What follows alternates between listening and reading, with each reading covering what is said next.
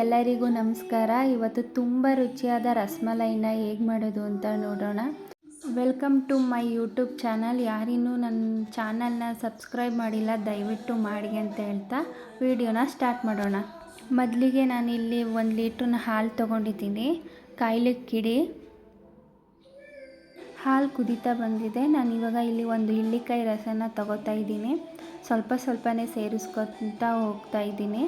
ಹಾಲು ನೀಟಾಗಿ ಒಡೆಯೋವರೆಗೂ ಕುದಿಸ್ಕೋಬೇಕು ಹಾಲನ್ನ.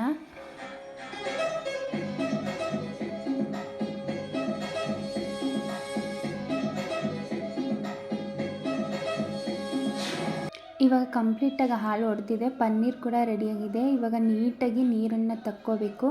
ಸ್ವಲ್ಪನೂ ಇಳ್ದಂಗೆ ನೀರನ್ನ ತಕ್ಕೋಬೇಕು. 1-2 ನಿಮಿಷ ರೆಸ್ಟ್ ಮಾಡೋಕೆ ಬಿಟ್ಟು ನೋಡಿ, ಇವಾಗ ಪನ್ನೀರ್ ಕೂಡ ರೆಡಿಯಾಗಿದೆ. ಇವಾಗ ನೀಟಾಗಿ ಅದನ್ನು ಸ್ಮ್ಯಾಶ್ ಮಾಡ್ಕೋಬೇಕು ಕೈಯಲ್ಲೇ.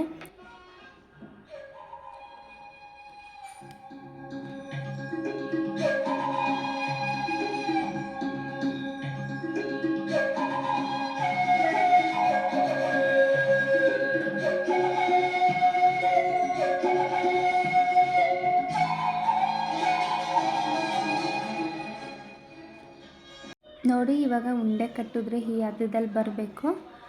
ಇವಾಗ ಒಂದೊಂದಾಗಿ ಉಂಡೆಗಳನ್ನ ಕಟ್ತಾ ಹೋಗೋಣ. ನೀವೆಷ್ಟು ಚೆನ್ನಾಗಿ ನಾದ್ಕೋತೀರೋ ಅಷ್ಟೇ ಸಾಫ್ಟಾಗಿ ಬರುತ್ತೆ.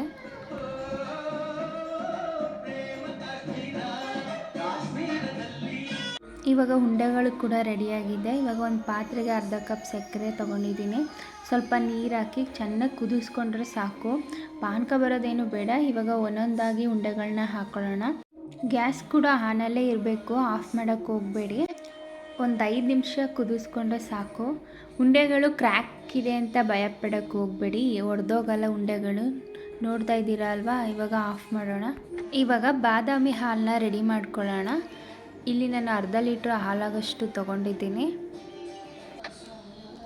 ರುಚಿಗೆ ತಕ್ಕಷ್ಟು ಸಕ್ಕರೆನ ಹಾಕ್ಕೊಳ್ಳಿ. ನಾನು ಅರ್ಧ ಕಪ್ ಆಗೋಷ್ಟು ತೊಗೊಂಡಿದ್ದೀನಿ. ಯಾಕಂದರೆ ಸಕ್ಕರೆ ಪಾನಕನೂ ಮಾಡ್ಕೊಂಡಿದ್ದೀವಿ ಅಲ್ವಾ, ಅದಕ್ಕೆ. ಕುಂಬಳಕಾಯಿ ಸೀಡ್ಸ್ ಮತ್ತು ವಾಟರ್ಮೆಲನ್ ಸೀಡ್ಸ್ನ ನಾನು ತೊಗೊಂಡಿದ್ದೀನಿ.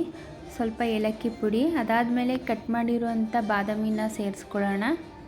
2 ಸ್ಪೂನ್ ಆಗೋಷ್ಟು ಬಾದಾಮಿ ಪುಡಿ ಇದ್ದರೆ ಹಾಕ್ಕೊಳ್ಳಿ, ಇಲ್ಲಾಂದರೆ ಬೇಡ.